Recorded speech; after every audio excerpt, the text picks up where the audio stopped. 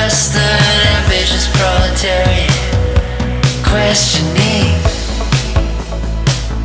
what it all means now that you found out that it doesn't mean anything to be right when the world is wrong.